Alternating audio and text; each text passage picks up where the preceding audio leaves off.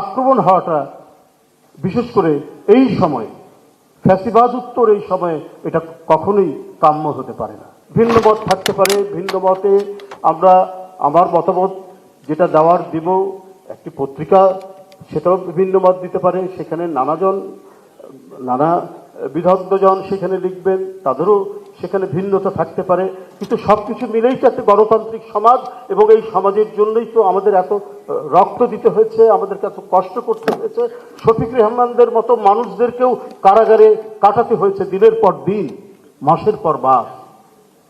তাহলে তো তার একটা ভালো ফলাফল আমরা এখন ভোগ করতে চাই। কারো বক্তব্য এবং মতামতের জন্য কোনো প্রতিষ্ঠান, সেটা গণমাধ্যম হোক, সেটা সাংস্কৃতিক প্রতিষ্ঠান হোক, তার উপর আক্রমণ হওয়াটা বিশেষ করে এই সময়ে ফ্যাসিবাদ উত্তর এই সময়ে এটা কখনোই কাম্য হতে পারে না। আমরা গণতন্ত্রের বিভিন্ন রকম ফের দেখছি।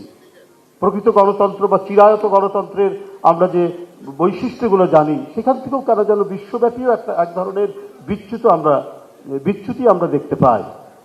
ইন্ডিয়াতে গদি মিডিয়ার কথা বলা হয়, মানে মিডিয়াকেও নানাভাবে রাষ্ট্র নিয়ন্ত্রণ করে এক ধরনের অস্ত্র হিসেবে ব্যবহার করে।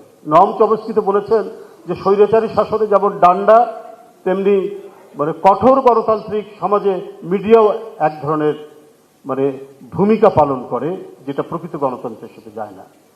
কিন্তু এই বাংলাদেশে এত লড়াই হয়েছে, আমি যদি 52 থেকেই দেখি, সবগুলোই তো হচ্ছে অধিকারের প্রশ্ন, অর্থাৎ যেটার মূল বিষয়টি হচ্ছে গণতন্ত্র।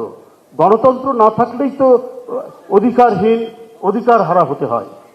তো এই যে অধিকার হারা হতে হয়, সেটারই চূড়ান্ত পরিণতি আমরা দেখেছি এই সমস্ত অধিকারের আন্দোলনের সোপান বেয়ে আমরা 71, তারপরে 90 পার হতে হতে আমরা 5ই আগস্ট পেলাম। এরপরে কেন কথা বলার স্বাধীনতার উপর, মত প্রকাশের স্বাধীনতার উপর এই ধরনের আক্রমণ? সত্যিকার গণতান্ত্রিক সমাজ, প্রকৃত গণতান্ত্রিক সমাজ, প্রত্যেকেরই কথা বলার অধিকার থাকবে, প্রত্যেকেই তার মত প্রকাশ করার অধিকার থাকবে, এবং রাজনৈতিক দলগুলো তার মতামত নিয়ে জনগণের কাছে যাবে, জনগণ যাকে বাছাই করবে সে রাষ্ট্র ক্ষমতা গ্রহণ করবেন এবং রাষ্ট্র পরিচালনা করবেন একটা নির্দিষ্ট মেয়াদের জন্য। আমরা শক্তভাবে এই চর্চা, এই ধারাবাহিকতা যদি আমরা রক্ষা করতে না পারি, আবার আমরা যে তিমিরে ছিলাম সে তিমিরেই আমরা পড়ে থাকি।